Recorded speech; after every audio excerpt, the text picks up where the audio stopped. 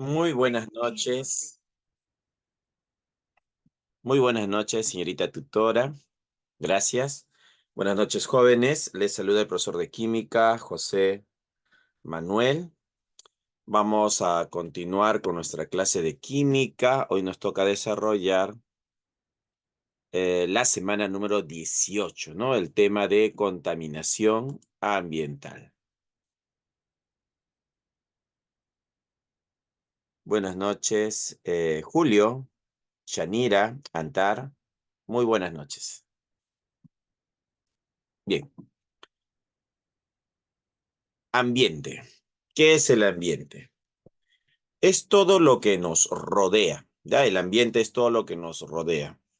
Son sistemas naturales o artificiales que están interrelacionados y que son modificados por la acción humana. Aquí tenemos un ejemplo de un ambiente natural, ¿no? Vemos árboles y vegetación verde, se ve verde, pues, ¿no? Y también tenemos un ejemplo de un ambiente artificial, pues, ¿no? Vemos ahí edificios, construcciones, ¿no? Ahí se ve el color gris, con algo de verde también, pero más es gris por las construcciones. Entonces tenemos un ambiente natural y un ambiente artificial. Entonces, ¿qué cosa es un ambiente? ¿Qué es el ambiente? El ambiente es todo lo que nos rodea. Claro que acá nosotros nos rodea pues paredes de concreto, salimos de la casa y tenemos veredas, pistas, semáforos, ¿no? Carros. Eso es lo que nos rodea, pues, ¿no? Pero si nosotros estamos en la selva y salimos, lo que nos va a rodear pues son árboles, vegetación, ¿no? Lluvia, el ambiente es diferente, pues, ¿no? Lo que nos rodea es diferente. Entonces, el ambiente es todo lo que nos rodea. Son sistemas naturales, que pueden ser de tipo natural o artificial, pues, ¿no? Que están relacionados y y que son modificados por la acción humana. Bueno, el hombre lo modifica, el hombre lo altera. Ecosistema. ¿Qué cosa es un ecosistema? Ecosistema. Es un conjunto de seres vivos integrados a su ambiente, en perfecto equilibrio, determinando así un sistema estable como resultado de la interdependencia entre ambos. Tenemos acá un ejemplo de un ecosistema terrestre y un ejemplo de un ecosistema marino, ¿no? Entonces, el ecosistema, ¿no? Dice, es un conjunto de seres vivos integrados al medio ambiente. Si el medio ambiente es todo lo que nos rodea, ¿no? El río, las piedras, las montañas, es lo que nos rodea, y a eso hay que sumarle, pues, los seres vivos, pues, ¿no? El conejito, las abejas, los árboles, las plantas, el hombre, pues, ¿no? Entonces es la parte viva, pues, ¿no? Entonces un ecosistema es un conjunto de seres vivos, o sea, el que tiene vida, integrado a su ambiente, pues, ¿no? En perfecto equilibrio. Claro, tiene que establecerse un equilibrio entre el ser vivo y el ambiente que lo rodea, pues, ¿no? Determinando así un sistema estable como resultado de la interdependencia entre ambos. Aquí en el ecosistema terrestre podemos ver el río, las piedras, las montañas. También podemos ver ahí el oso, podemos ver al lobo, podemos ver al águila, pues, ¿no? Y en el ecosistema marino, pues vemos aquí el carbonato de calcio, el agua, vemos el tiburón, las tortugas, los peces, ¿no? Ahí están las dos partes, ¿no? Ese es un ecosistema, ¿no? Tiene la parte que tiene vida y la parte que no tiene vida, ¿no? Lo biótico y lo abiótico. Ecosistema. ¿Qué es un ecosistema? Es un conjunto de seres vivos, o sea, la parte viva, es la biocenosis, integrada a su medio ambiente, determinando así un sistema más o menos estable como resultado de la interdependencia entre ambos. La parte biótica, lo que tiene vida, y lo abiótico, lo que no tiene vida, pues, ¿no? Lo abiótico sería, pues, la piedra, el agua, pues, ¿no? La lluvia. ¿no? Es la parte que no tiene vida, pues, ¿no? Y lo biótico sería lo que está vivo, ¿no? Los peces, los animales, las plantas. Un ecosistema es la unidad ecológica funcional básica o un conjunto funcional integrado por los seres vivos de distintas especies, plantas, animales, microbios, etcétera, que viven en un área determinada e interaccionan con el medio ambiente que los rodea, el suelo, el agua, el aire, la energía solar, las rocas, los minerales, etcétera.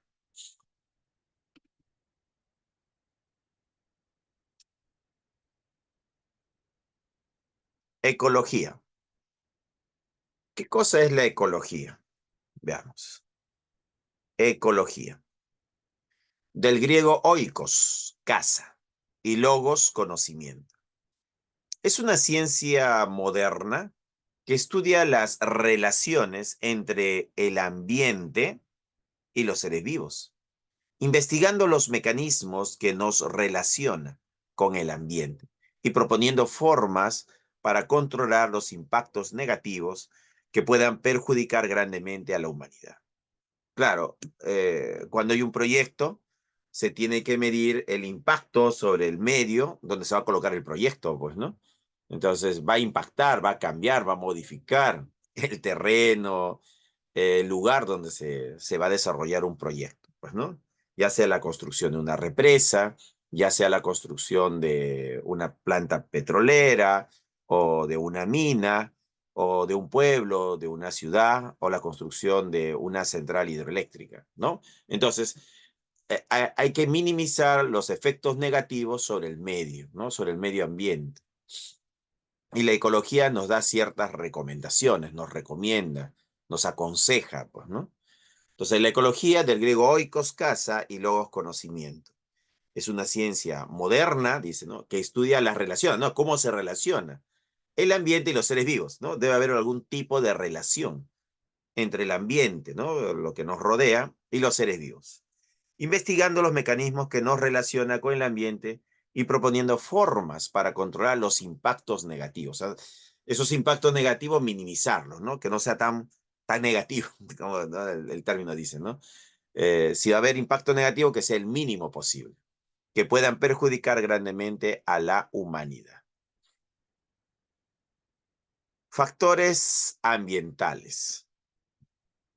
El ambiente y los seres vivos están en una mutua relación. El ambiente influye sobre los seres vivos y estos influyen sobre el ambiente y sobre otros seres vivos. Estos factores determinan las adaptaciones, la gran variedad de plantas y animales y la distribución de los seres vivos sobre la Tierra se clasifican en factores abióticos, ¿no? Factores abióticos. Entonces acá tenemos nuestro factor abiótico, pues, ¿no? Factores inanimados o no vivos, que no tienen vida, pues, ¿no? Entre ellos se cuentan factores sidéricos, factores ecogeográficos, factores físico-químicos. Entonces, los factores abióticos, o sea, que no tienen vida, factores sidéricos, factores ecogeográficos, factores físico-químicos. A ver, los sidéricos, ¿a qué hace referencia? Son las características de la Tierra, el Sol, la Luna, cometas y otros que tienen importancia para los seres vivos. A ver, para nosotros tiene importancia la Luna, porque la Luna define las mareas, ¿no? Entonces, debido a la Luna hay mareas, pues, ¿no? Del mar, ¿no? Ese movimiento de las masas de agua es debido a la Luna, pues, ¿no?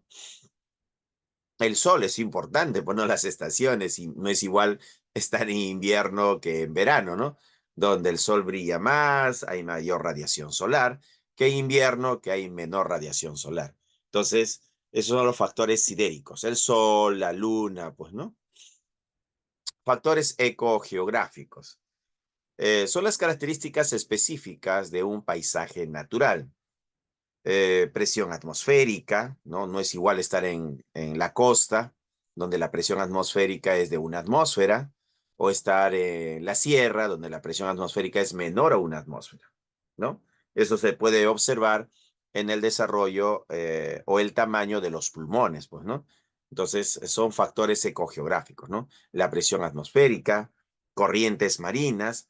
Claro, hay corrientes marinas de agua fría y hay corrientes marinas de agua caliente, pues, ¿no?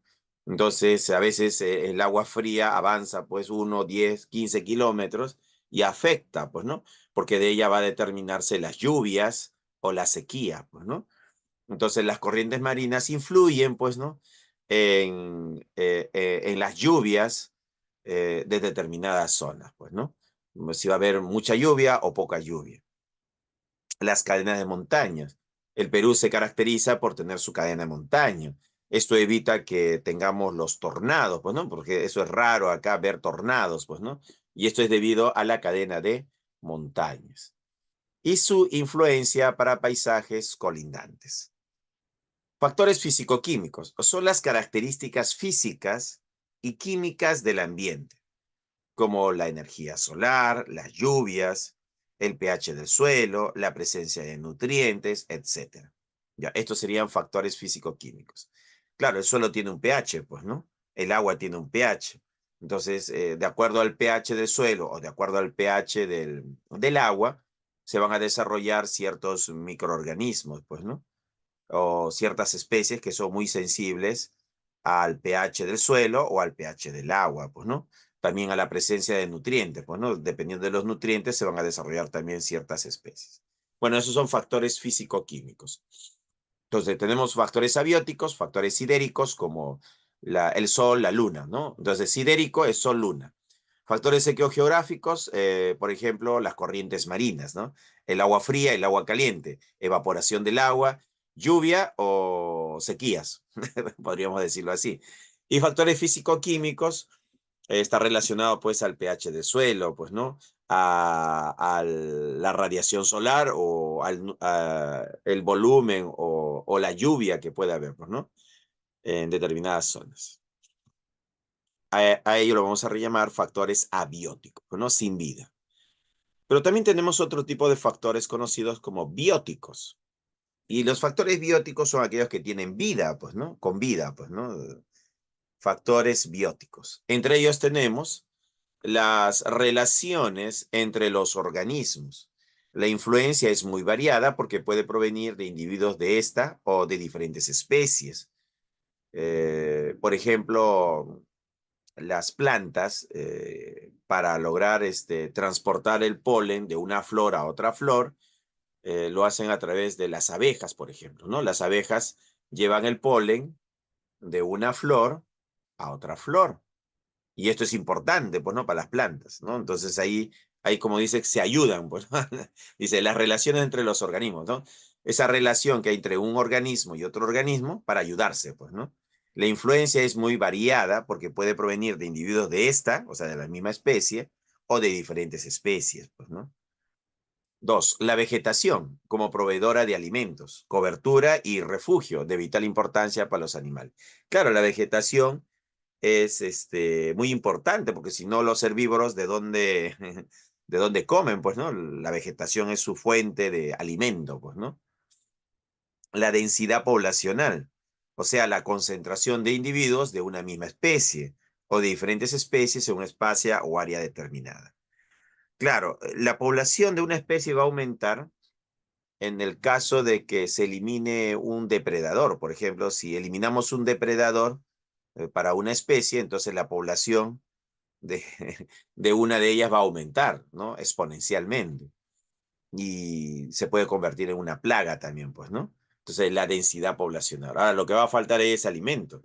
Y al haber mucha población de esta especie, y al haber poco alimento, van a morir, pues, ¿no? Por el exceso, ¿no? Ya no hay alimento para todos, pues, ¿no?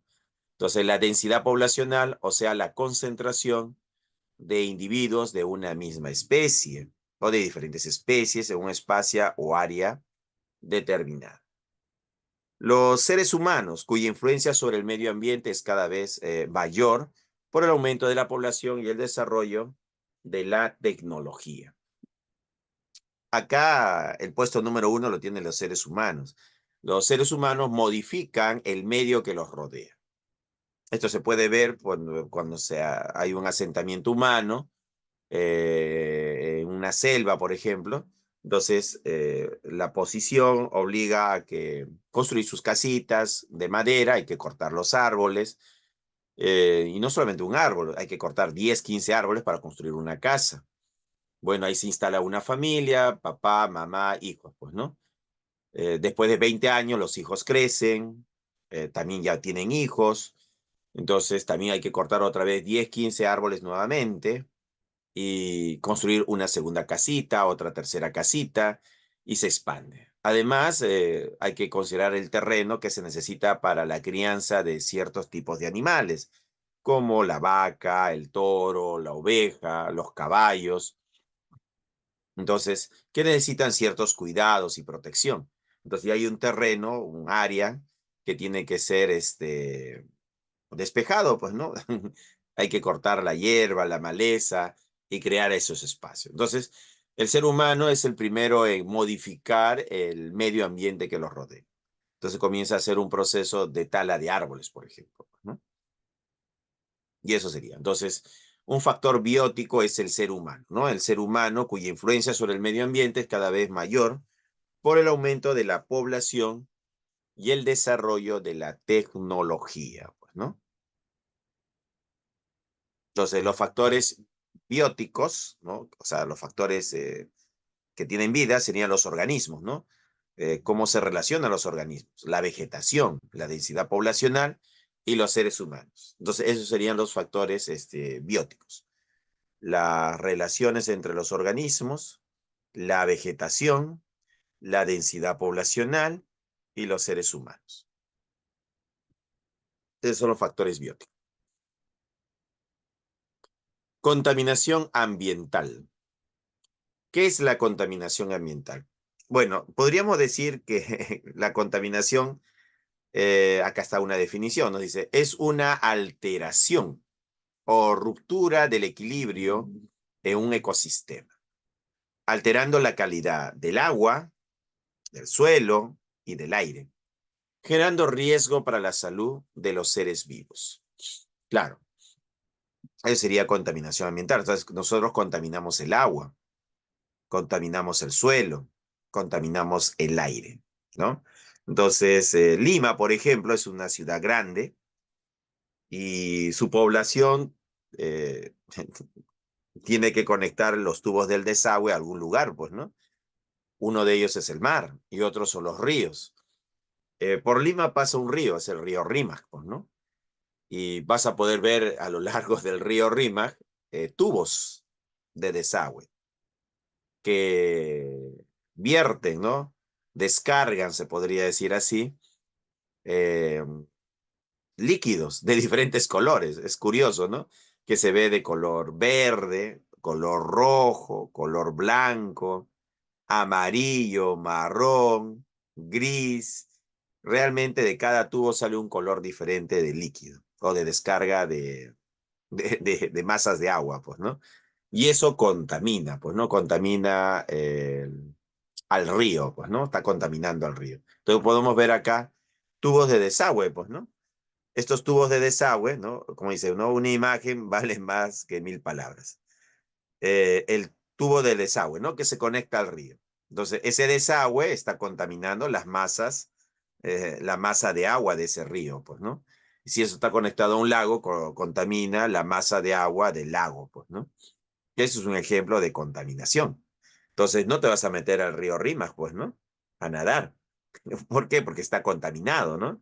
No vas a sacar agua del río Rímac para cocinar, porque está contaminado. Tenemos la basura, ¿no? La basura, que más conocido como residuos sólidos, ¿no? Cuando nosotros hablamos de la basura, ¿no? Esa bolsita de basura que tú sacas para que el basurero venga y se lo lleve, esos son residuos sólidos. Lima genera toneladas de residuos sólidos. Entonces, todos esos residuos sólidos, esa basura, se procesan, ¿no? Tiene todo un procedimiento, un protocolo. Se lo lleva a los llamados rellenos sanitarios. Y en el relleno sanitario hay todo un protocolo, un procedimiento de cómo tratar esta basura, estos residuos sólidos. A veces hay camiones de basura que no llegan a los rellenos sanitarios, pues, ¿no? ¿Qué hacen? Lo botan la basura al río, ¿no? Se ve, pues, ¿no? Cómo botan la basura al río, al lago. Entonces contaminan el río, pues, ¿no? Contaminan el lago, pues, ¿no? Entonces ahí está el problema de contaminación de la basura, pues, ¿no? Entonces la basura va a contaminar el suelo, ¿no? El suelo va a ser contaminado. Pero si se vierte a un río o a un lago, ya contamina la masa de agua, pues, ¿no? Entonces eso es por el lado de la basura, de los residuos sólidos, pues, ¿no?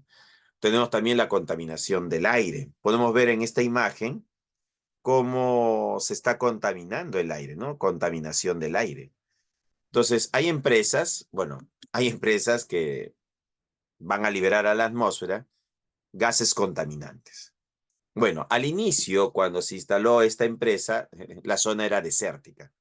No había población, pues, ¿no? Pasan 10, 15, 30 años y alrededor de estas empresas comienza a aparecer población que construye casas, ¿no? Entonces, están expuestas a estos gases contaminantes. Entonces, por la población que se asienta, luego que la empresa se ha instalado. Entonces, al inicio la empresa está solita y emite gases a la atmósfera. Pues como no hay población, no hay problema de contaminación a la población. Pero ¿qué pasa 30 años después? Ya se han colocado 10, 20, 50, 100 casitas alrededor de esta empresa y ya hay una cierta población que se ve afectada por los gases, pues, ¿no? Estos gases que contaminan. Pueden ser polvos, partículas en suspensión, óxidos de azufre, óxido de nitrógeno, dióxido de carbono, monóxido de carbono y los diferentes gases que podrían estar emitiendo estas chimeneas. ¿Ya? Esa es la contaminación del aire, pues, ¿no? Clasificación de la contaminación ambiental. ¿Cómo podemos clasificar la contaminación? Mira, podríamos decir que la contaminación lo produce la naturaleza. Por eso la naturaleza contamina, claro. Ejemplo, un volcán. Los volcanes en actividad liberan a la atmósfera gases como el dióxido de azufre. Entonces acá, este es un contaminante natural, el volcán en actividad, ¿no? Está liberando a la atmósfera dióxido de azufre, ¿ya? Dióxido de azufre. Y partículas también. Acá va a estar liberando partículas a la atmósfera, ¿no? Este es un tipo de contaminación natural. Ahora, pero también existe la llamada contaminación antropogénica. Cuando nosotros hablamos de antropogénica, está referido al hombre, ¿no? El hombre contamina, pues, ¿no? ¿Y cómo contamina? Con su parque automotor. Entonces, los carros, los autos, las motocicletas, los camiones, liberan a través del tubo de escape gases que contaminan. Entonces, es una contaminación antropogénica. Aquí también del motor, ¿no? Vamos a poner acá así. El motor funciona con gasolina, pues, ¿no? Entonces la gasolina ingresa al motor y necesitamos de aire.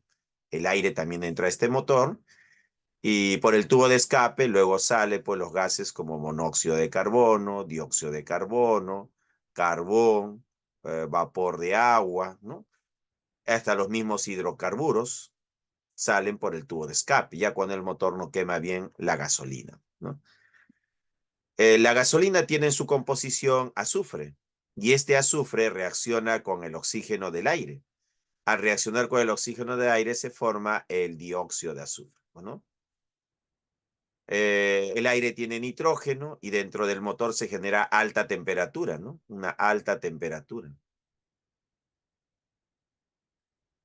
A esta alta temperatura que se genera dentro del motor hace que el oxígeno del aire reaccione con el nitrógeno del aire. La reacción química de ellos dos me va a dar los óxidos de nitrógeno, los llamados NOx, pues, ¿no? Entonces, los óxidos de nitrógeno, el dióxido de azufre, el monóxido de carbono, dióxido de carbono, carbón, vapor de agua, hasta los mismos hidrocarburos que salen por el tubo de escape, son los gases contaminantes de tipo antropogénico, ¿no? Que lo causa el hombre, ¿no? Y ahí está, ¿no? Entonces, estamos clasificando. Clasificación de la contaminación ambiental, según la fuente. Puede ser contaminación natural, ¿no? Contaminación natural, como los volcanes, que liberan partículas, gases como el dióxido de azufre, a la atmósfera. O contaminación antropogénica, pues, ¿no? El parque automotor, los carros, ¿no? Las camionetas, las motos, los camiones. Entonces, los carros liberan a la atmósfera gases contaminantes. Y acá les he puesto, pues, ¿no? Seguimos. Otra forma de clasificar la contaminación es decir que la contaminación puede ser fija. ¿Qué significa fija? Que no se puede mover, que está quieta, pues, ¿no? En un solo lugar. Por ejemplo, los volcanes son considerados un tipo de contaminación fija de tipo natural. Contaminación fija antropogénica sería pues una industria, ¿no? Una industria minera, ¿no? Está fijo, no se va a mover porque están las construcciones, los edificios, las chimeneas, son fijos. Entonces ahí sería un tipo de contaminación antropogénica fija, pues, ¿no? De tipo natural serían los volcanes y la industria minera sería de tipo antropogénico, ¿no? Contaminación móvil. Contaminación móvil significa que la fuente de contaminación se mueve, como un carro, pues, ¿no? Un carro que contamina Lima, se va a Arequipa, contamina Arequipa. Se va a Trujillo, contamina Trujillo. Se va al Cusco, contamina Cusco. Entonces, ese tipo de contaminante o de contaminación móvil está relacionado a los autos, por ejemplo, ¿no? Al parque automotor, carros, camiones, motocicletas, etcétera. Entonces, contaminación móvil, pues no lo vamos a clasificar como contaminación móvil. Entonces tenemos la contaminación fija, los volcanes, es fijo, y contaminación móvil, el parque automotor. Entonces, otra forma de clasificar la contaminación. Según la naturaleza del contaminante. Entonces podemos hablar pues que la contaminación puede ser física, por ejemplo el ruido. El ruido es un tipo de contaminación física, ¿ya? Mucho ruido, vamos a decir que altera a las personas, pues, ¿no? Hay muchas personas que son sensibles al ruido, entonces no pueden descansar, por ejemplo. Otro tipo de contaminación física sería vertir agua caliente al río o al lago. Se considera contaminación física cuando la temperatura del río aumenta 5 grados, por ejemplo. 5 o 6 grados ya es una contaminación de tipo física. Pues hay empresas que usan el agua fría para hacer procesos de enfriamiento y una vez que ya enfriaron sus procesos, eh, devuelven, se podría decir, esta masa de agua caliente a los ríos, a los lagos. Y entonces la temperatura del río, la temperatura del agua aumenta 5 grados, 6 grados. Ya a partir de un incremento de 5 o 6 grados ya se considera contaminación de tipo físico, ¿no? Entonces el ruido, el agua caliente, son ejemplos de contaminación física, pues, ¿no? De contaminación física. Contaminación química.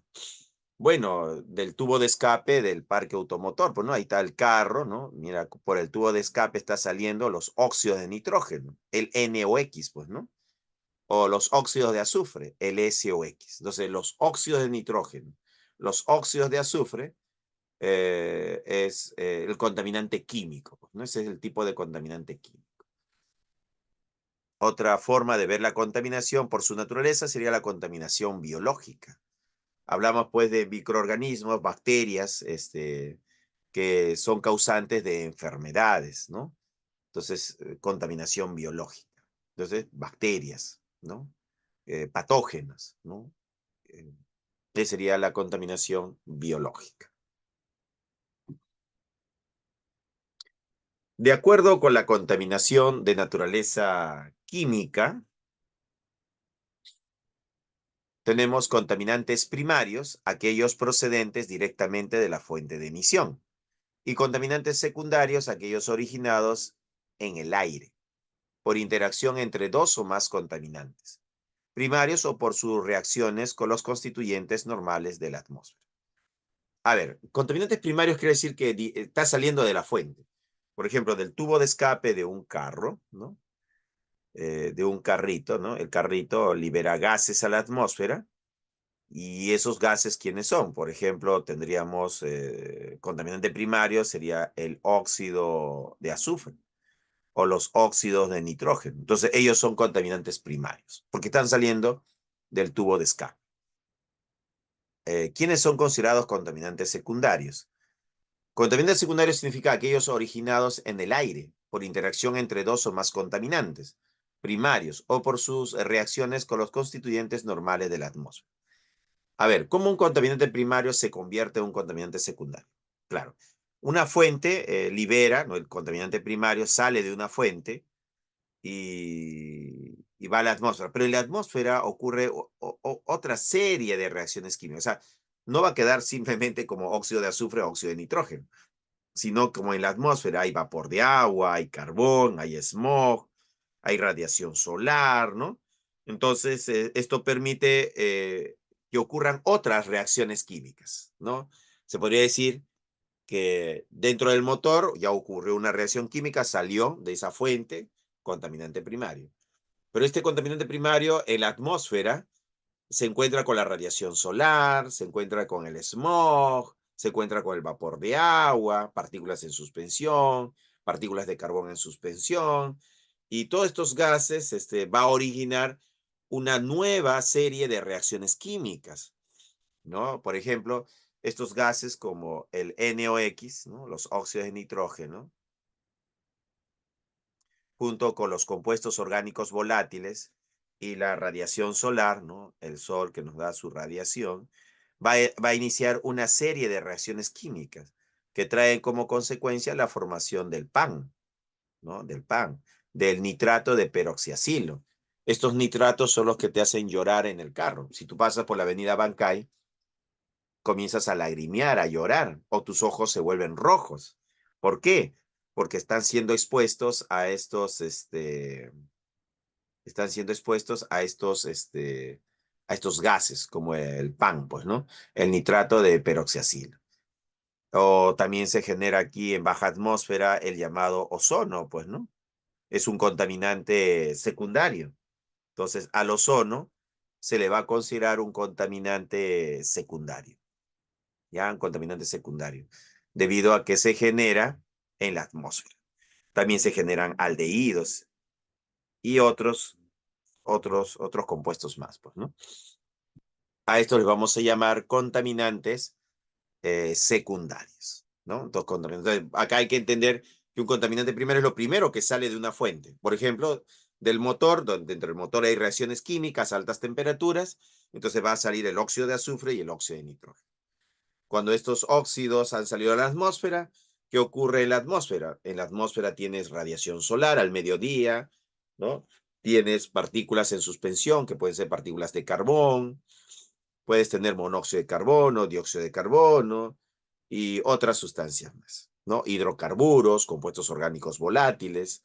Entonces, todos ellos inician una segunda serie de reacciones químicas que trae como consecuencia la producción de estos contaminantes secundarios, como el nitrato de peroxiacilo, que es el PAN, el ozono o los aldehídos.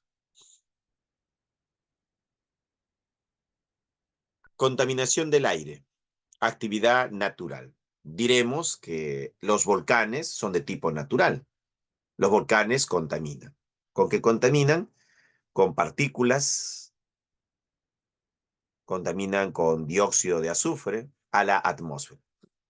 Los incendios forestales también vamos a considerar como contaminación del aire de tipo natural, ¿no? Un incendio forestal, cuando no hay lluvias, hay sequías y la vegetación se seca y llega un momento en que a las temperaturas altas se enciende, pues, ¿no?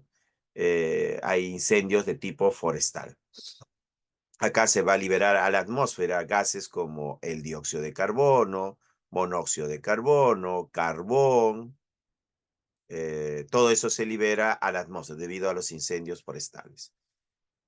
Otro tipo de contaminación del aire por actividad natural, o sea, de tipo natural, serían las descargas eléctricas, las tormentas, ¿no? Las tormentas que hay en la atmósfera. Como podemos visualizar acá en la imagen, estos son descargas eléctricas. Ahora, esto ocurre en el aire.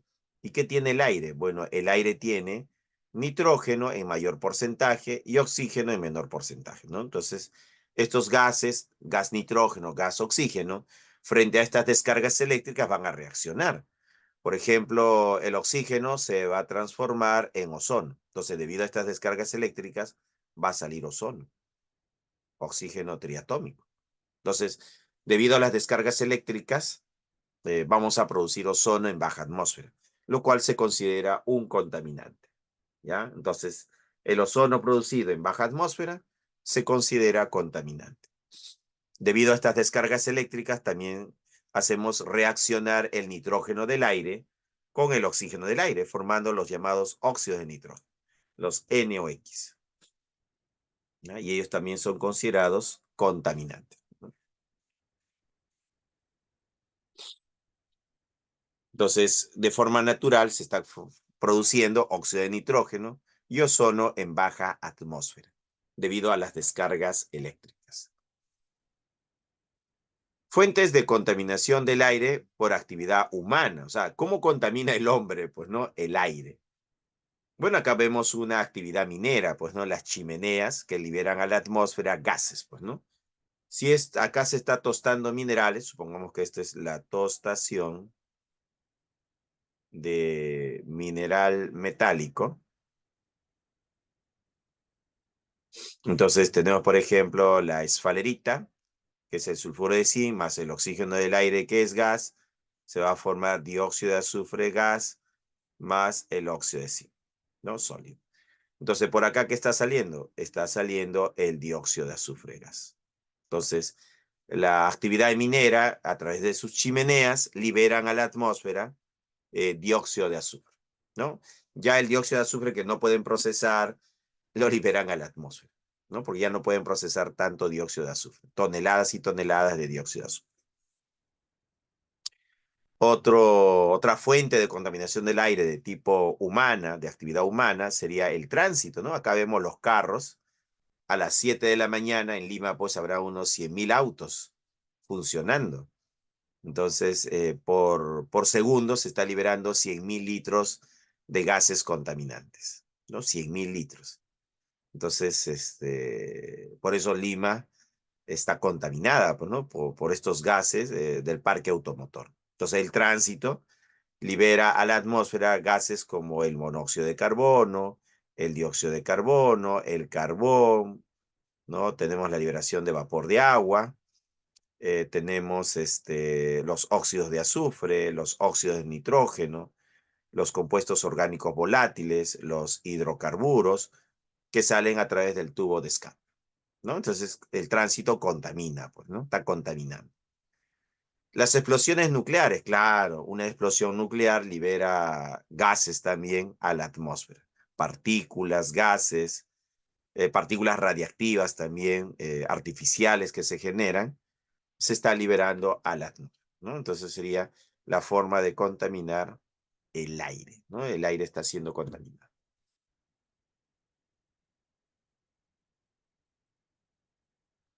El monóxido de carbono no parece afectar a las plantas, pero es venenoso para los seres humanos. Interfiere con el transporte del oxígeno en el torrente sanguíneo.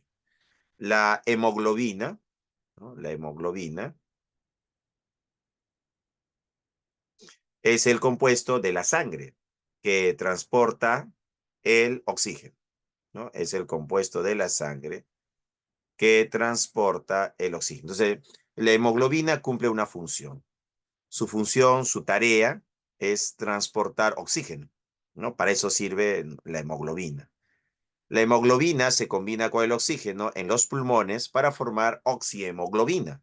Entonces ahí tenemos la formación de la llamada oxihemoglobina, que fluye a través de la sangre para llevar oxígeno a todas las células del cuerpo. Entonces, ya la oxihemoglobina ya lo reparte a todas las células del cuerpo humano. El monóxido de carbono con la hemoglobina forma carboxihemoglobina. Entonces acá tenemos que el monóxido de carbono con la hemoglobina, ¿qué va a pasar? Va a formar carboxihemoglobina. El monóxido de carbono se une a la hemoglobina, evitando el transporte normal del oxígeno. produciendo pesadez, dolor de cabeza, etc. Entonces, ¿qué ha sucedido acá? El monóxido de carbono, cuando uno respira monóxido de carbono, entonces el monóxido de carbono se une rápidamente a la hemoglobina, formando la carboxihemoglobina. ¿Cuál es el problema acá? Es la afinidad. Podríamos decir que el monóxido de carbono tiene mayor afinidad que el oxígeno. Ah, profe, no entiendo. Ya, mira, si yo tengo oxígeno y tengo monóxido de carbono, la hemoglobina se va a unir más fuertemente al monóxido de carbono, al contaminante. Y entonces la hemoglobina, que debería transportar oxígeno, ya no cumple su función. ¿Por qué? Porque la hemoglobina está, o la sangre está saturada con monóxido de carbono. Entonces ahí tenemos un problema. Entonces, cuando nosotros subimos a un carro que está contaminado por monóxido de carbono y respiras, entonces tu sangre rápidamente se va a saturar con carboxihemoglobina. Pero yo cómo sé que estoy saturado con carboxihemoglobina. Bueno, una evidencia es el dolor de cabeza, el mareo. Entonces hay personas que suben al carro y a los 5 minutos ya tienen náuseas, mareos, dolor de cabeza. Profesor, a mí me pasa eso. Yo subo al carro y a los 5 minutos ya me duele la cabeza. Tengo mareos y tengo náuseas. Eso es debido a que el carro que está subiendo está contaminado por monóxido de carbono. Entonces rápidamente tu cuerpo da esos síntomas, pues, ¿no? Tú bajas del carro, pasan 5 minutos y nuevamente se te va el dolor de cabeza, ya no tienes náusea, ya no tienes mareos. O sea, te has aislado, te has alejado de la zona de contaminación y tu cuerpo nuevamente respira oxígeno, el monóxido de carbono sale, ¿no? Se libera y otra vez se oxigena tu sangre, pues, ¿no? Entonces era eso, claro, claro, por eso era, pues, ¿no? Eso era el monóxido de carbono. Entonces, el monóxido de carbono es el responsable del dolor de cabeza. Otro síntoma de que está contaminado el carro es que tienes cansancio muscular, ya que no llega oxígeno a los músculos, entonces vas a sentir cansancio, como si hubieras corrido, hecho una maratón. Entonces, estás cansado, quieres sentarte.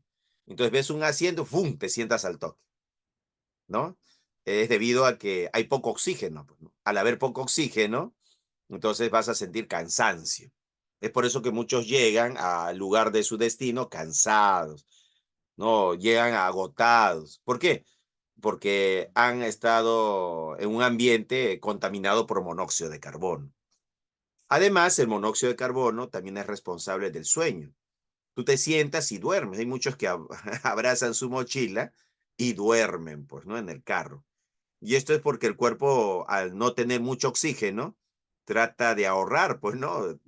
El ahorrar oxígeno y la única forma de ahorrar es cuando tú duermes, pues, ¿no?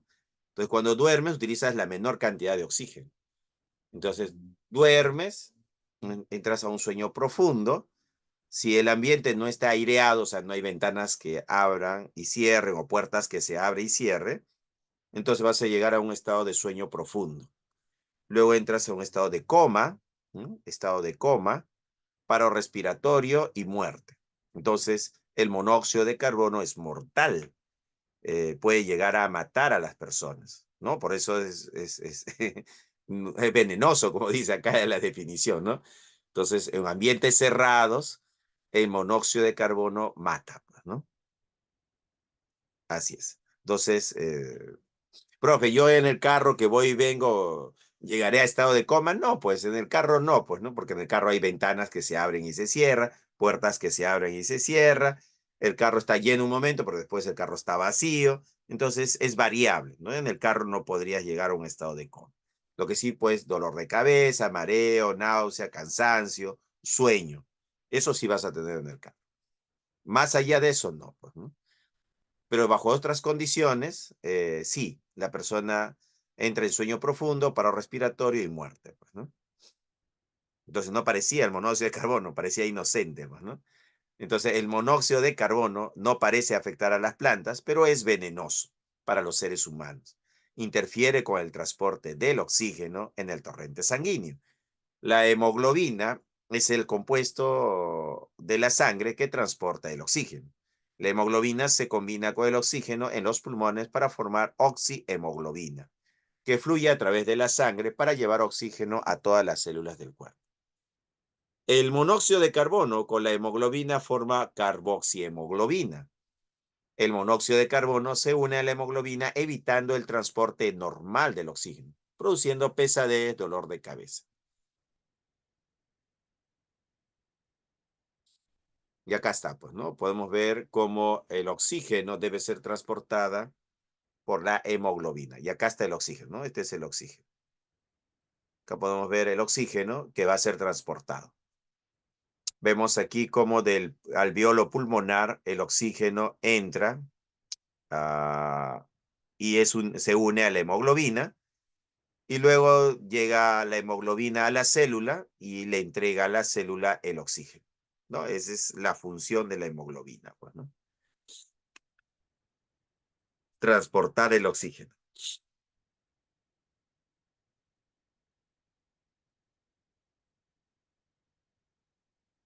Dióxido de carbono.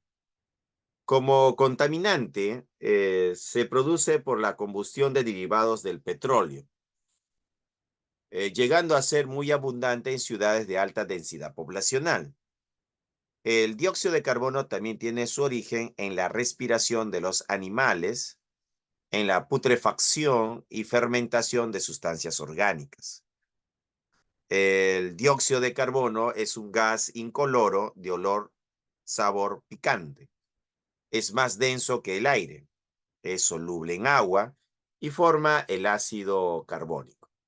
No es combustible ni venenoso.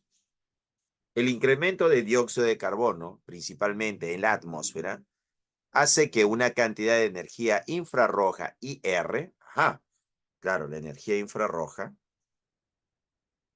IR, sea retenida por la atmósfera, ya que estos gases absorben dicha radiación, incrementando la temperatura de la atmósfera terrestre, originando el denominado calentamiento global, producido por el incremento del efecto invernadero.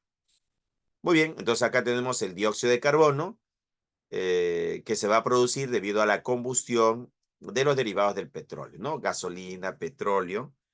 Entonces, al quemarse, al usarse, libera a la atmósfera dióxido de carbono. Este dióxido de carbono en atmósfera ha aumentado su concentración, ¿no? Ha aumentado. ¿Y qué trae como consecuencia el incremento o aumento del dióxido de carbono en atmósfera? Bueno, el dióxido de carbono en atmósfera retiene radiación infrarroja.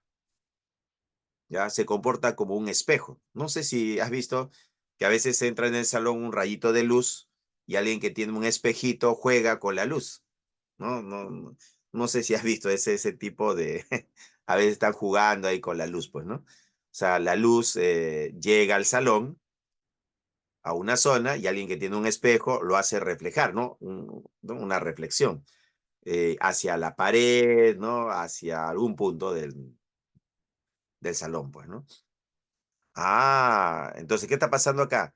En el día, la radiación solar llega del sol, pues, ¿no? Del sol viene la radiación solar y llega al continente, pues, ¿no?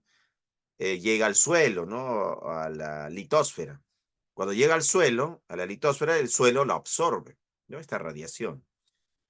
Y en la noche, vamos a decirlo así, esta radiación es reemitida a la atmósfera. Y al ser emitida hacia la atmósfera, la masa de aire que rodea al planeta, debería dejar pasar libremente a esta radiación IR, infrarroja, hacia el espacio exterior. Pero ¿qué sucede? Debido a estos gases de efecto invernadero, son retenidos. O sea, esta radiación IR infrarroja no sale al espacio exterior y queda atrapada. O sea, esta masa de gases de efecto invernadero lo que va a hacer es reflejar, ¿no? Como si fuese un espejo, la radiación IR, la radiación infrarroja. Entonces esta radiación infrarroja va a estar rebotando de la atmósfera a la litosfera, de la litosfera a la atmósfera, de la atmósfera a la litosfera, de la litosfera a la atmósfera. Y entonces hace que la atmósfera incremente o aumente su temperatura. Y ese es el efecto invernadero, ¿no? El efecto invernadero. Entonces, el efecto invernadero por un lado es algo bueno porque permite el desarrollo de las especies tal como la conocemos. Si no fuese por el efecto invernadero, las especies que nos rodean no existirían, pues no se hubieran desarrollado. Entonces, el efecto invernadero está bien, da las condiciones de vida al planeta, lo mantiene calientito, como quien dice, pues, ¿no? ¿Cuál es el problema? El problema viene cuando el hombre eh, quema carbón, quema gasolina, quema gas natural. Desde la revolución industrial, con la creación de los trenes eléctricos, diré, con los trenes a vapor, con los calderos, con los barcos a vapor, con la quema de carbón, ya se comenzó a aumentar la concentración de dióxido de carbono en la atmósfera. Y actualmente con los automóviles a nivel planetario, en el planeta hay millones de autos. Entonces, imagínate, a las 8 de la mañana, a nivel planetario, en todo el planeta, se encienden los carros, pues, ¿no? Entonces están liberando millones de litros de dióxido de carbono a la atmósfera. Claro, el planeta puede procesar este dióxido de carbono, lo absorbe. ¿Quién absorbe el dióxido de carbono? El mar, pues, ¿no? El mar absorbe este dióxido de carbono, lo convierte en carbonato, que con el calcio forma carbonato de calcio y se generan depósitos de carbonato de calcio. Pero es tanta la masa de dióxido de carbono que se genera en la atmósfera que el planeta ya no lo puede procesar, ¿no? Los océanos ya no procesan tanto dióxido de carbono. Entonces tenemos un problema, la liberación de dióxido de carbono a la atmósfera, pues, ¿no? Y ese es el problema. Entonces el hombre compite con la naturaleza. De forma natural, hay una masa de dióxido de carbono en la atmósfera, lo cual nos da el efecto invernadero. Pero el hombre con su industria del cemento, con su industria de siderúrgica, ¿no? La metalurgia del hierro, con su parque automotor, con la población que también libera dióxido de carbono a la atmósfera, entonces ha aumentado la concentración de este gas en los últimos 100 años, pues, ¿no? Y esto está trayendo como consecuencia el incremento del efecto invernadero. Y ese es el problema. El incremento de la concentración de dióxido de carbono trae como consecuencia el incremento del efecto invernadero, y a este incremento del efecto invernadero lo estamos llamando calentamiento global, pues, ¿no? El llamado calentamiento global. Bueno, y ese es el dióxido de carbono, ¿no? El dióxido de carbono. Acá tenemos una gráfica donde se observa cómo la concentración de dióxido de carbono ha aumentado en los últimos años, ¿no? Entonces vemos que sí ha aumentado, sí ha habido un aumento de la concentración de dióxido de carbono. Acá también vemos otra gráfica donde se observa cómo la concentración de dióxido de carbono aumenta en ppm, pues, ¿no? Entonces, como te das cuenta, esta concentración se ha incrementado. Ahora, la radiación, el Sol nos manda radiación solar, ¿no? De diferentes longitudes de onda, llega al planeta y el planeta emite, lo que emite ya es IR, pues, ¿no? Acá vamos a decir lo que el planeta emite, vamos a hacer el IR, ¿no? El infrarrojo. Este IR, esta radiación infrarroja, debería salir al espacio exterior, ¿no? Pero ¿qué pasa? Tenemos a los llamados gases de efecto invernadero. ¿Quiénes son los gases de efecto invernadero? El dióxido de carbono, el gas metano y el vapor de agua. Entonces, estos gases de efecto invernadero absorben esta radiación infrarroja y lo reemiten nuevamente al planeta, ¿no? A la litosfera. Y es ahí que el planeta está está caliente, pues, ¿no? Aumenta su temperatura. ¿Qué pasaría si no tuviésemos estos gases de efecto invernadero? Bueno, en las noches la temperatura bajaría pues a -80, -100 grados. Imagínate en las noches tener unas temperaturas de -20, -40, -80 grados. Entonces la vida tal como la conocemos no podría soportar temperaturas tan bajas, pues, ¿no?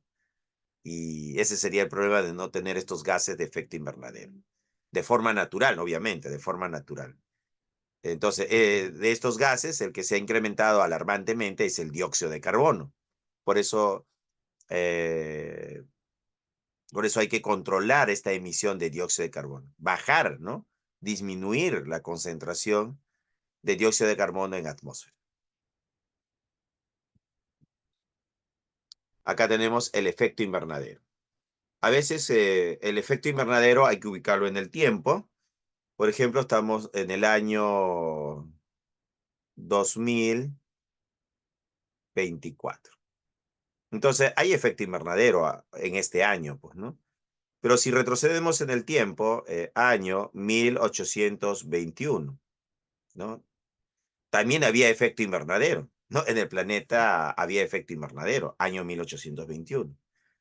Si retrocedemos en el tiempo, podemos retroceder al año 100, pues, ¿no? Al año 100. En el año 100 había efecto invernadero. Llegamos al año 0, ¿no? Vamos a ponerlo así, 0. Entonces también había efecto invernadero. Si seguimos retrocediendo en el tiempo, 5000 años antes de Cristo, había efecto invernadero. O sea, el efecto invernadero es algo que ha acompañado al hombre desde que se han construido las pirámides, ¿no? Pues la construcción de las pirámides ya había efecto invernadero de tipo natural, ¿no? El efecto invernadero es de tipo natural. Entonces, cuando se construían las pirámides, había efecto invernadero.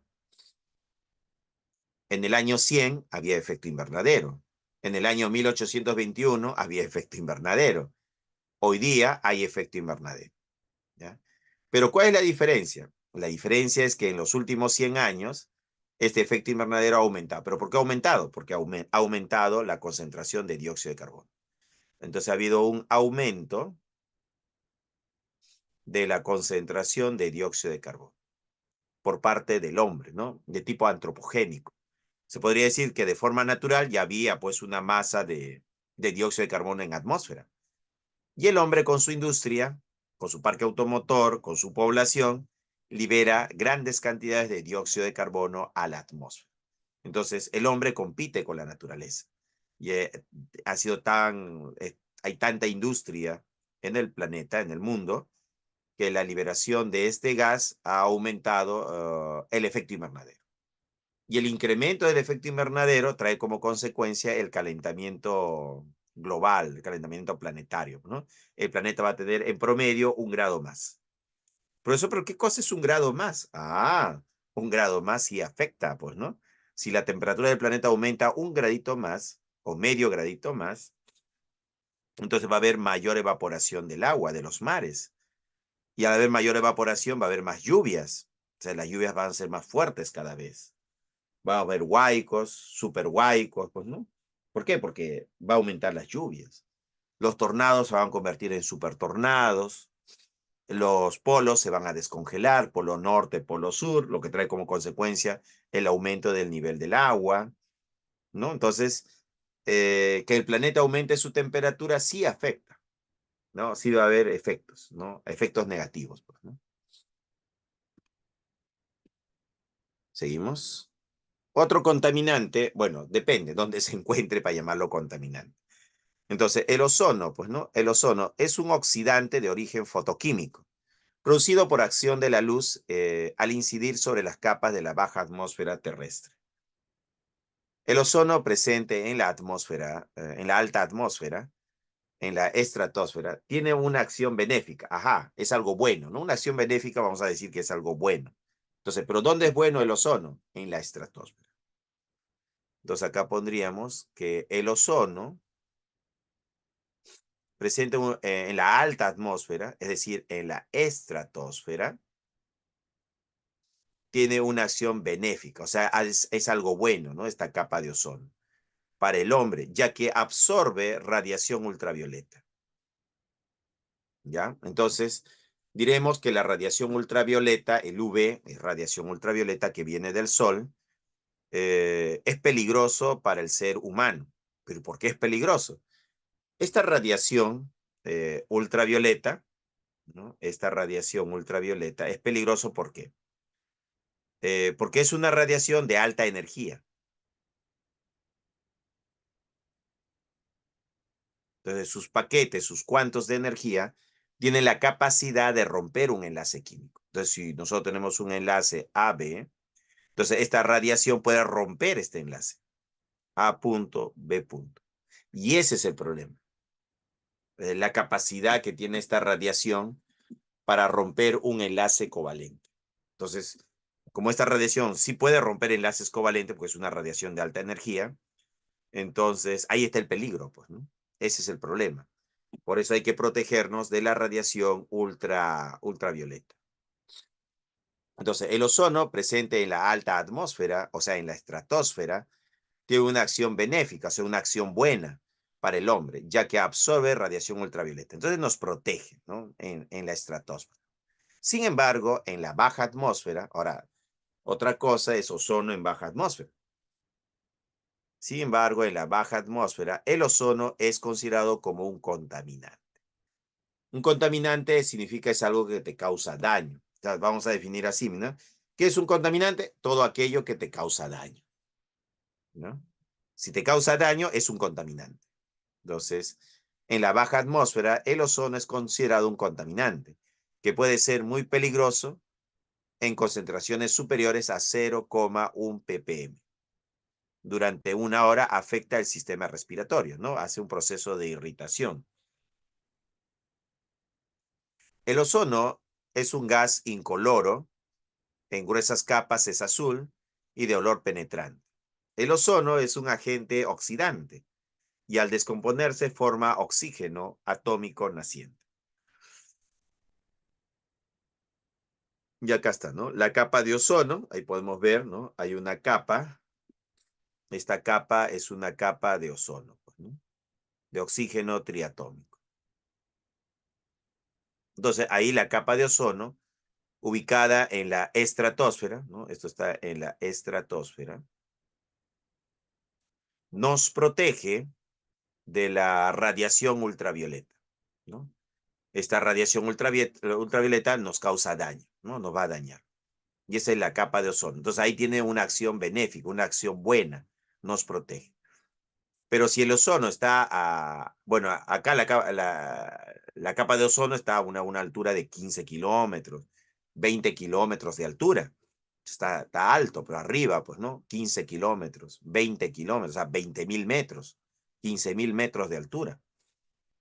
Entonces ahí nos está protegiendo de la radiación ultravioleta. Pero también hay ozono en la baja atmósfera, donde, por ejemplo, caminas por la mina Bancay a 1 metro, 2 metros de altura, entonces ahí puede haber ozono también, debido a la contaminación del parque automotor, pues, ¿no? El parque automotor libera gases, contaminantes primarios, que reaccionan en la atmósfera y se convierten en contaminantes secundarios, y uno de esos contaminantes secundarios es el ozono. Entonces, cuando estás caminando por la avenida Bancay, pues, ¿no? Puede estar siendo contaminado por ozono en baja atmósfera. Entonces, ahí es considerado un contaminante. Es un peligro, pues, ¿no? Te afecta, te causa daño. Y eso sería el ozono. Entonces, depende dónde esté el ozono para clasificarlo. O bien nos protege, nos ayuda, es algo bueno, o bien el ozono es algo malo, que nos contamina, que nos daña.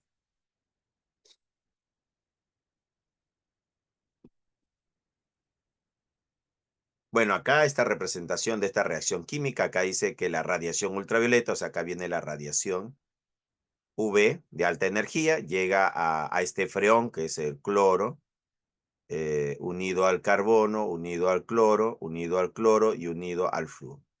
Entonces, cuando esta radiación choca con esta molécula, que es un freón, va a romper este enlace. Al romperse el enlace, ¿qué va a producir? Va a producir va a producir el cloro, punto. A esto se le llama el cloro radical, pues, ¿no? Más el cloro carbono, punto, cloro y flúor. Y este es el responsable de la destrucción de la capa de ozono. ¿Ya? Entonces los freones, cuando interaccionan con la radiación ultravioleta, liberan cloro radical. Y ese cloro radical es lo que destruye la capa de ozono, ¿no? O a las moléculas de ozono. Los freones, también conocidos como clorofluorocarbonos, pues, ¿no? Existe una preocupación creciente por el efecto perjudicial de los freones, entre los cuales se encuentran el freón 11, el freón 12, el freón 113, el freón 114, los cuales se emplean como impulsores o propelentes en las latas de productos de aerosol. y todavía se usan en las unidades de refrigeración y de aire acondicionado. Son compuestos estables y no se alteran en la atmósfera inferior. Pero cuando se localizan en la estratosfera, o sea, arriba, pues a 15, 20 kilómetros de altura, absorben radiación ultravioleta y a través de un mecanismo, reacción con el ozono, destruyendo parte de este elemento. Entonces va a tener un mecanismo de destrucción de las moléculas de ozono. Entonces, los freones, se podría decir, al inicio se pensaban que eran las moléculas ideales, amigables, ¿no? Se le llamaba la molécula amigable. ¿Por qué? Porque no reaccionaba con las plantas, ni los animales, ni el hombre. O sea, con el hombre no reaccionaba, con las plantas no reaccionaba y con los animales tampoco. Entonces, por eso se pensó por mucho tiempo que era una molécula amigable al medio ambiente. Luego, años después, más de 10 años después, se descubrió que los freones en la alta atmósfera, o sea, en la estratosfera, a 15 kilómetros, 20 kilómetros de altura, reaccionaban o interaccionaban con la radiación ultravioleta, generando cloro radical, y que este cloro radical destruía, pues, moléculas de ozono. Y al destruir las moléculas de ozono, dejaban pasar la radiación ultravioleta al planeta, pues, ¿no? Y ese es el problema, pues, ¿no? Ese es el problema. Es el caso de los freones. Al disminuir la capa rica en ozono, en la parte superior de la atmósfera terrestre, se permitiría el paso adicional de radiación ultravioleta a partir del Sol a la Tierra. Actualmente existe un adelgazamiento en la capa de ozono, un hueco, ¿no?, en la capa de ozono, a la altura del Ártico y el Antártico. Y el exceso de radiación ultravioleta puede tener una variedad de efectos dañinos sobre las personas, debido a que no están protegidas del sol, pudiendo generar cáncer a la piel o el envejecimiento prematuro, ¿no? La destrucción parcial de la capa de ozono por los clorofluorocarbonos se podría explicar a través de la siguiente reacción. Mira, acá tenemos a nuestro freón, ¿no? El freón, que viene a ser el carbono, cloro, cloro, cloro y flúor, ¿no? Este es el freón. La radiación solar, ¿no? La radiación ultravioleta. ¿Y qué va a pasar? El carbono queda con un radical, pues, ¿no? Flúor, cloro, cloro, más el cloro radical. Y este cloro radical es el que destruye la molécula de ozono. ¿Cómo lo hace? Acá está, mira. Aquí está el cloro radical y acá está el ozono. Entonces, ¿qué va a suceder? Que cuando el cloro radical reacciona con el ozono, se convierte en el cloro oxígeno punto, ¿no? Más oxígeno molecular. Es decir, el ozono se convierte en oxígeno. Y como ya no es ozono, este oxígeno no nos protege, pues, ¿no? Profesor, ¿el que nos protege es el ozono? Sí, el que nos protege es el ozono. El oxígeno no. Él no nos está protegiendo. El que nos protege es el ozono. Entonces, esta molécula de ozono cambió a oxígeno molecular debido a que ha reaccionado con el cloro radical. Y ese es el problema, pues, ¿no?, de los cloros radicales. Hacen que el ozono, el oxígeno triatómico, se convierta a oxígeno diatómico.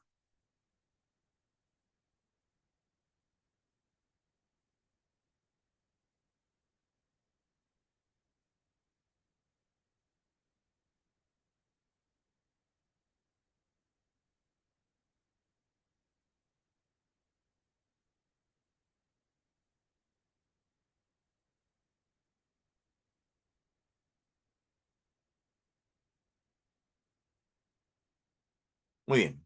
Y eso sería cómo se va destruyendo a las moléculas de ozono, pues, ¿no? A este oxígeno triatómico. Muy bien, continuamos. Otro contaminante son los llamados óxidos de nitrógeno.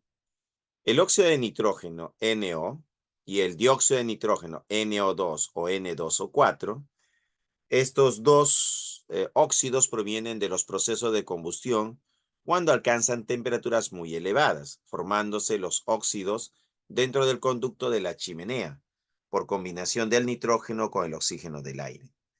La fuente emisora de óxido de nitrógeno y dióxido de nitrógeno son los escapes de vehículos automotores, procesos de combustión en la industria del acero, industria petroquímica, centrales termoeléctricas, etc.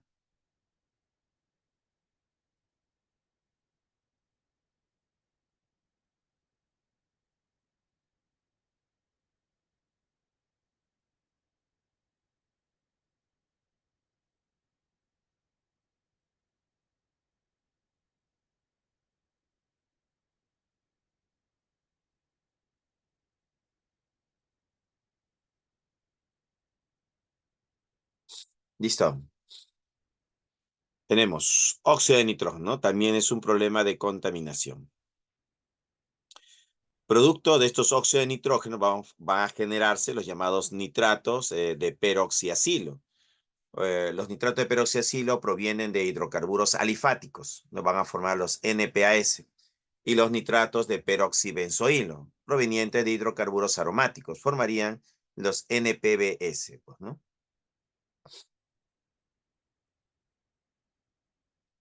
Acá vemos pues la alteración del ciclo fotolítico de los óxidos de nitrógeno provocado por la presencia de hidrocarburos. Entonces del parque automotor se libera pues la gasolina a la atmósfera y estos hidrocarburos entran en este ciclo del óxido de nitrógeno.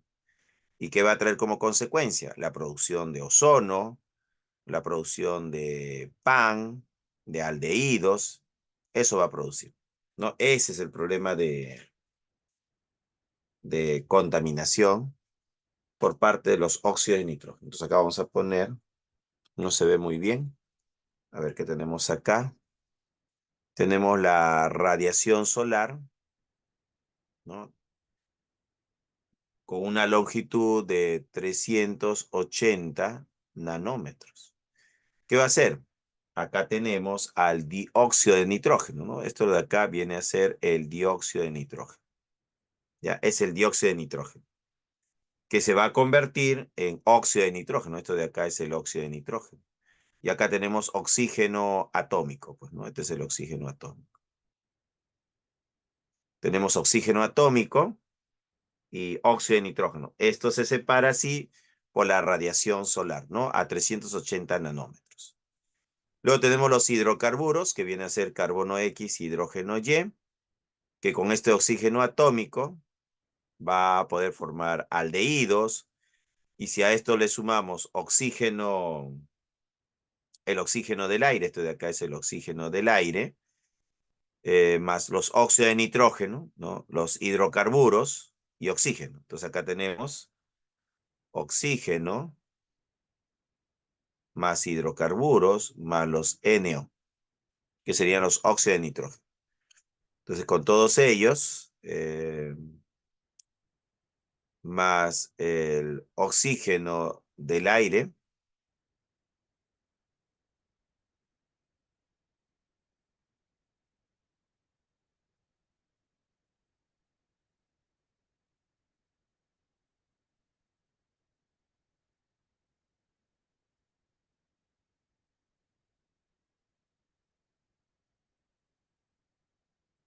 ¿ya? Entonces acá se están generando los óxidos de nitrógeno, ¿no?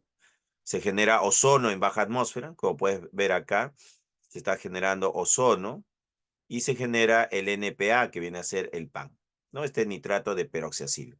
Entonces, estos son los contaminantes secundarios, el ozono y el PAN, ¿no? Debido al llamado smog fotoquímico, ¿no? Son productos del llamado smog fotoquímico. Se está generando ozono, se está generando PAN.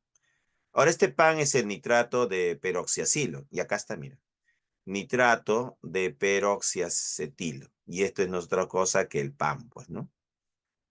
Ahí vemos la estructura del PAN, ¿no? Vemos acá un ácido y al ion nitrato, pues, ¿no? Por eso se llama nitrato de peroxiacetilo, pues, ¿no?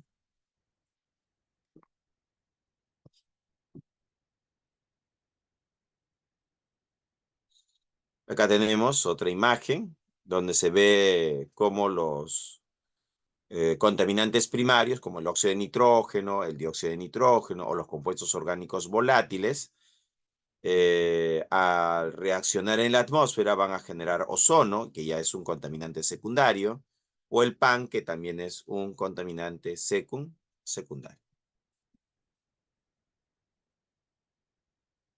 Acá tenemos una tablita, efecto de los contaminantes, o sea, qué efecto va a tener. Por ejemplo, el dióxido de azufre es responsable de la llamada lluvia ácida. Entonces, este dióxido de azufre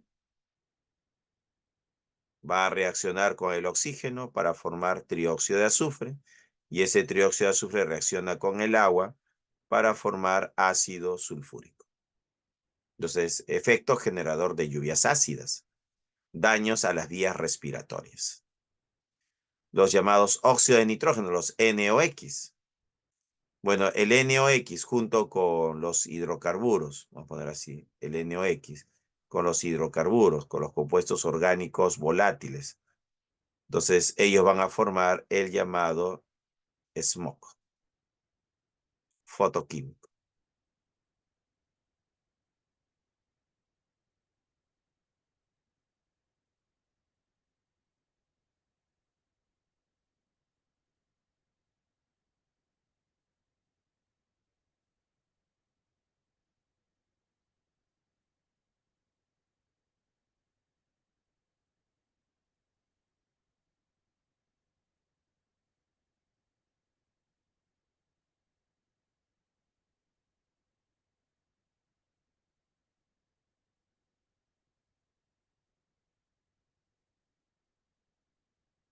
Listo. Entonces, los óxidos de nitrógeno van a ser los responsables del smog fotoquímico, ¿ya? Del smog fotoquímico. También los óxidos de nitrógeno son responsables de la lluvia ácida, porque se va a formar ácido nítrico. Entonces, un óxido de nitrógeno va a formar ácido nítrico.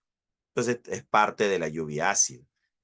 Tanto los óxidos de azufre como los óxidos de nitrógeno van a formar lluvia ácida.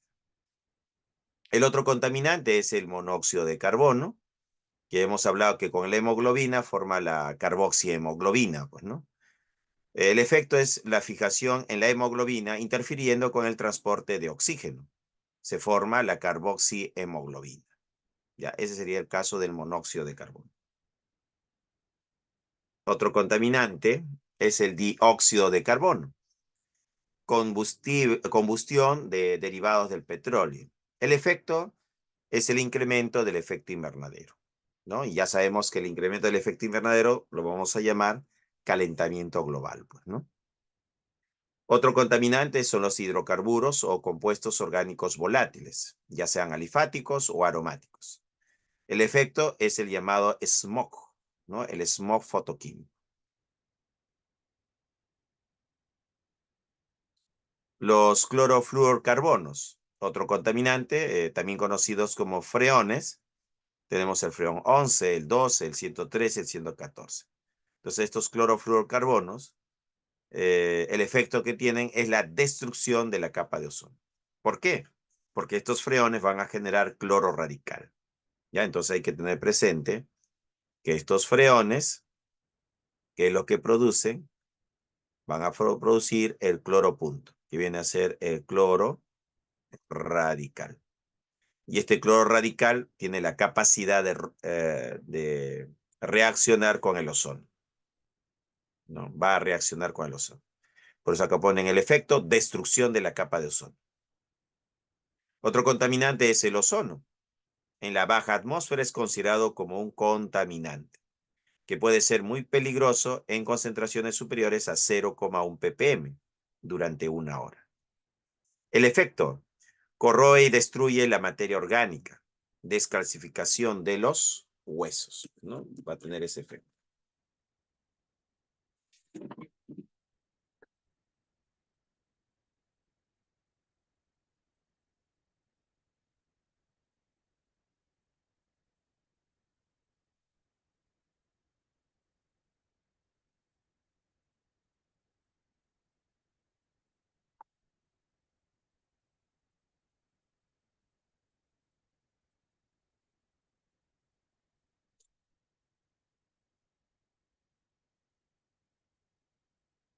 Seguimos. Otro contaminante serían los detergentes, ¿no? Los detergentes no biodegradables, como el dodecilbenzen-sulfonato de sodio, o los biodegradables, como el alfa-dodecano-benzen-sulfonato de sodio.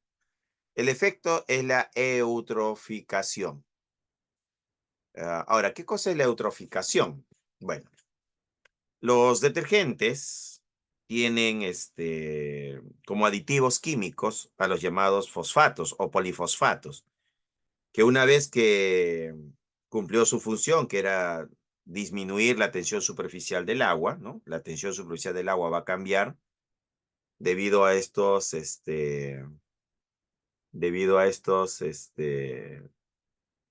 polifosfatos. Ya se usó el detergente, ya formó la base. Esto se vierte al desagüe, o a veces al río o al lago. Entonces, ¿qué es lo que va a suceder? Que estos fosfatos se convierten en nutrientes para las plantas acuáticas, para las algas. Entonces ellos se multiplican, se desarrollan. Y ahí está el problema, ¿no? Ese es el problema. El crecimiento excesivo de plantas acuáticas.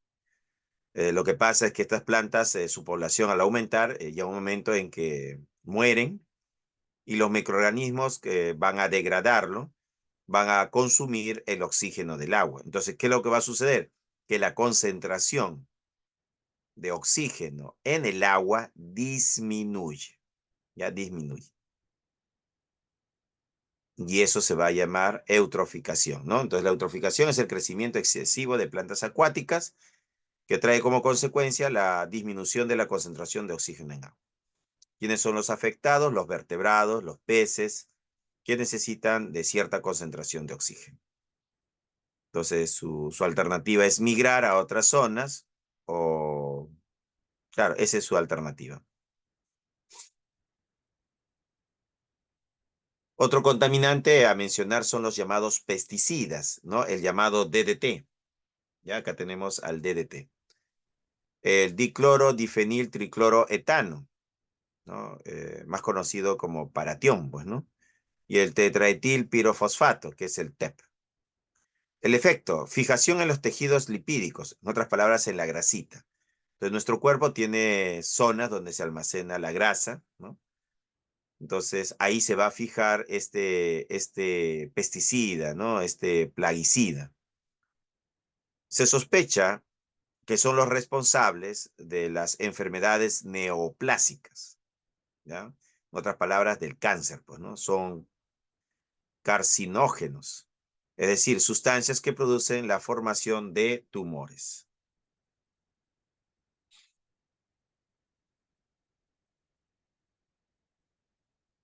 Seguimos. Pesticida. Los pesticidas son sustancias químicas en su mayoría de origen sintético, o sea, hechos en laboratorio, pues, ¿no? Son usados para el control de plagas, de insectos en la agricultura. Por eso se les llama también plaguicidas o insecticidas. Estas plagas de insectos producen daños a la agricultura a nivel mundial y pérdidas millonarias en muchos países, generando hambrunas, ¿no? El pesticida más famoso fue el DDT, diclorodifeniltricloroetano, que es un insecticida organoclorado o derivado del halobenceno.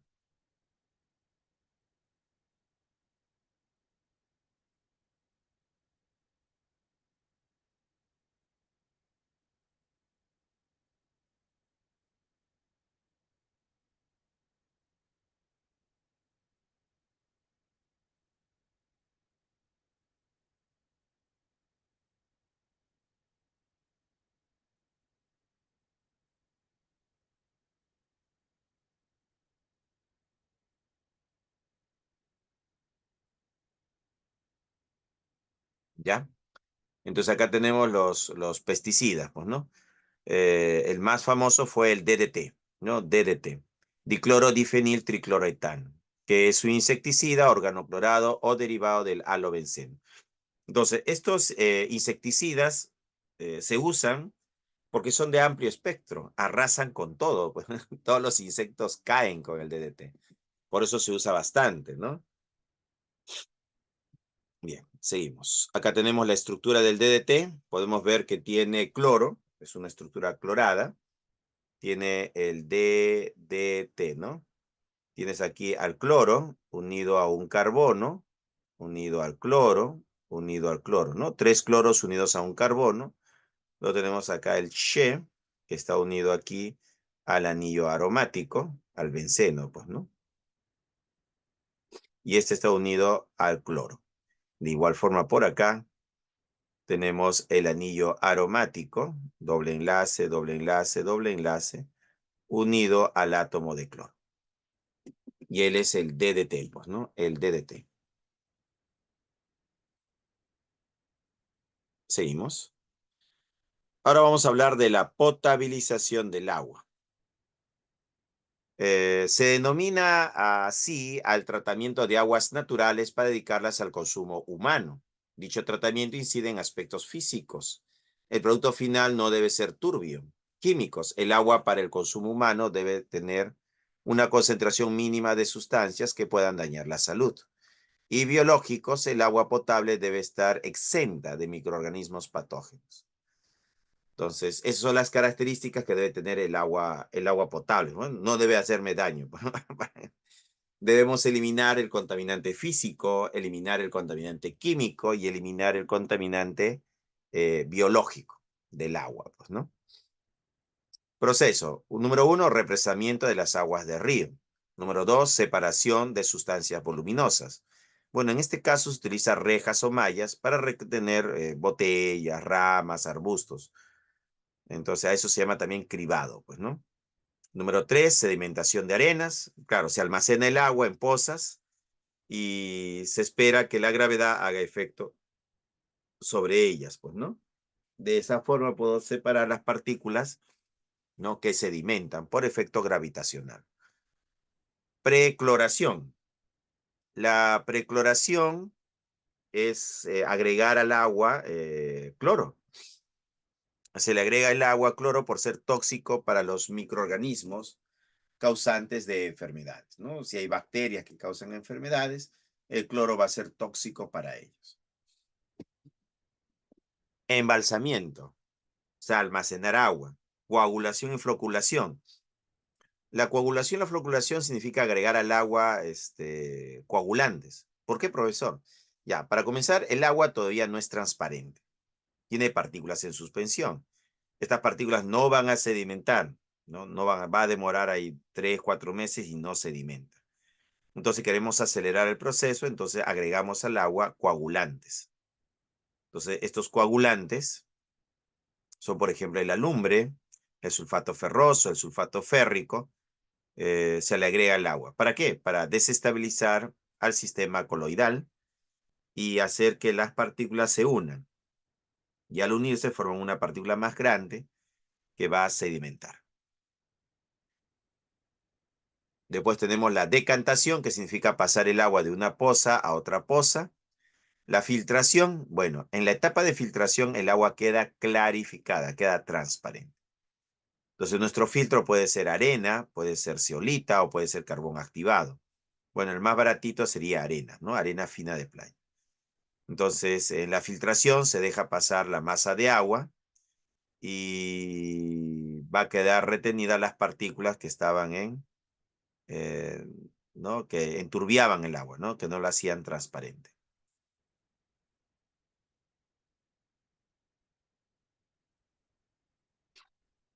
Luego viene la desinfección, es decir, la cloración. Se le agrega cloro al agua para eliminar algún microorganismo o bacteria que se haya desarrollado en los procesos, pues, ¿no? Y además para garantizar que el agua llega al domicilio, a los hogares, eh, bien, pues, ¿no? Tiene que llegar bien, con un exceso de cloro residual.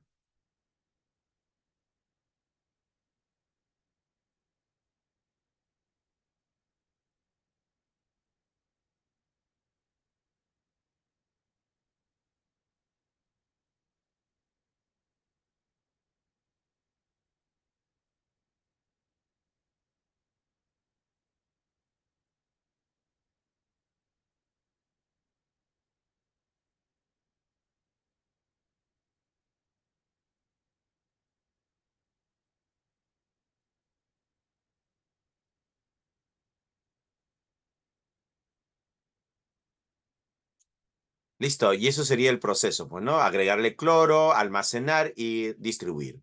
Si queremos ser más específicos en esto, podríamos ilustrar de la siguiente forma. Represamiento de las aguas de río. En nuestro caso, usamos el río Rímac. Para Lima es el río Rímac, pues, ¿no? El agua debe ser apartada de su canal natural, almacenada y dirigida a las instalaciones donde será procesada, ¿no? Ese es el represamiento de las masas de agua del río Rímac. Luego viene la separación de sustancias voluminosas. El agua pasa a través de rejas con el objeto de retener troncos, rocas, cañas, etc. A este proceso físico se le denomina cribado. Entonces acá tenemos un proceso físico, vamos a llamarlo así, un proceso físico denominado cribado. Luego tenemos la sedimentación de arenas. Como el líquido todavía contiene partículas de tamaño moderado, arenas y otras, estas son separadas mediante sedimentación en pozas. Entonces esperamos que la gravedad haga efecto y que sedimente en las pozas, pues, ¿no? Acá tenemos las pozas, ¿no? Esto de acá es la poza. Acá podemos ver una poza y acá está la otra poza, pues, ¿no? Entonces en las pozas ocurre pues la sedimentación de las partículas que son afectadas por la gravedad, pues, ¿no? Que son afectadas por la gravedad. Número 4, precloración. Consiste en la adición de cloro al agua para disminuir drásticamente su carga bacteriana. Se utiliza cloro por ser una sustancia tóxica para los microorganismos causantes de enfermedades, ser relativamente barato y de fácil aplicación. Las especies ácido hipocloroso y ion hipoclorito en el agua constituyen lo que se denomina cloro libre disponible o residual de cloro libre. Como desinfectante, el ácido hipocloroso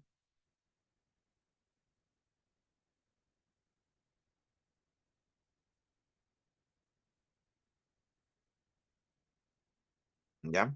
Entonces ponemos por acá, precloración, ¿no? Consiste en la adición de cloro al agua para disminuir drásticamente la carga bacteriana. Se utiliza cloro por ser una sustancia tóxica para los microorganismos causantes de enfermedades. Ser relativamente barato y de fácil aplicación.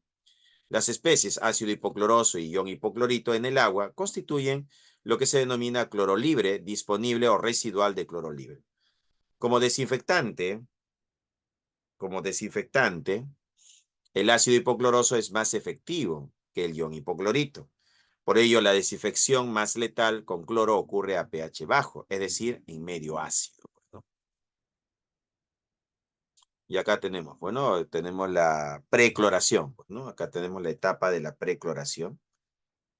Aquí está, la precloración, que sería la número 4.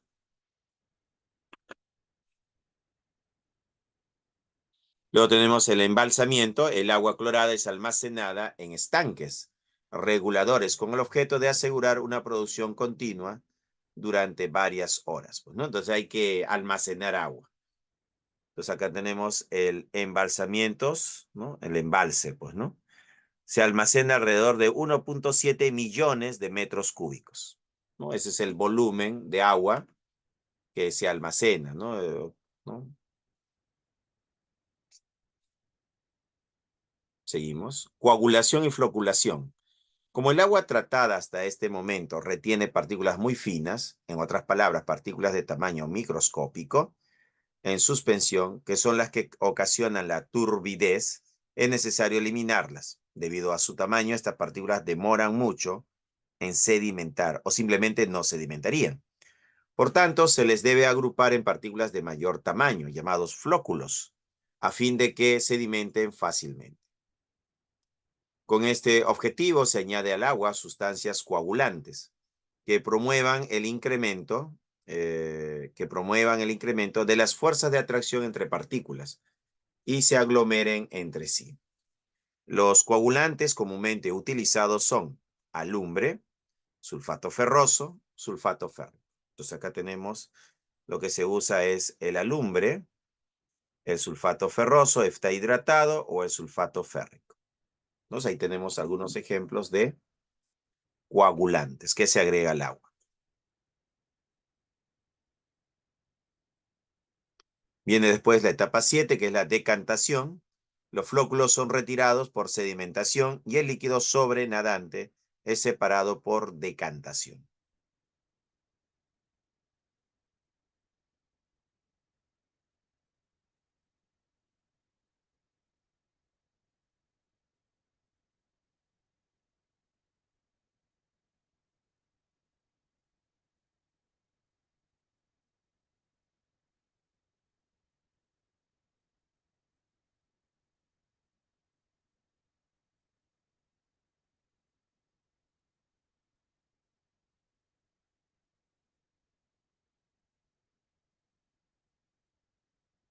¿Ya? Y eso sería la decantación, ¿no? Dice, los flóculos son retirados por sedimentación y el líquido sobrenadante es separado por decantación.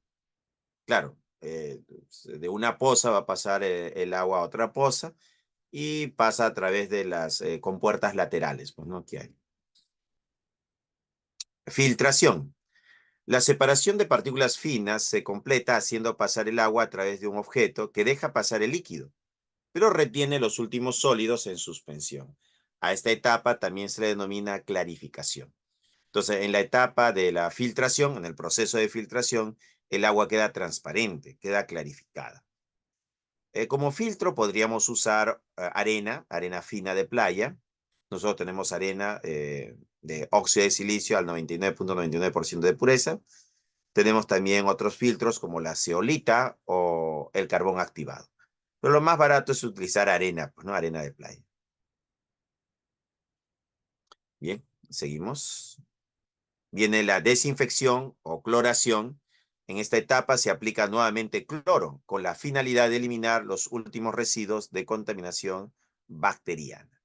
Y finalmente el almacenamiento. El agua potable es almacenada en reservorios que garantizan su abastecimiento constante al público. Y es así como se obtiene el agua potable, pues, ¿no? Y ahí tenemos un esquema donde se ve todo el proceso de potabilización del agua. Bueno, casi todo el proceso, la mayor parte. Bueno, eso sería todo, jóvenes. Muchísimas gracias. Nos vemos en la siguiente clase.